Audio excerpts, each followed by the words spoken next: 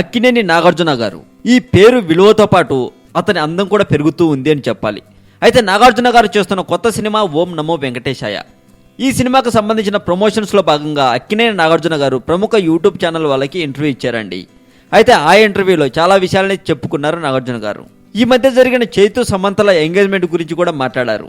Anchor గారు ట్విట్టర్లో tweet కూడా పెట్టారు కదా అని అడగ్గా అందుకు నాగార్జున గారు, అవును నేను ట్వీట్ చేశాను ట్విట్టర్లో, my mother is became my daughter అని పెట్టాను. అది పెట్టిన తర్వాత నేను షట్ డౌన్ చేశాను.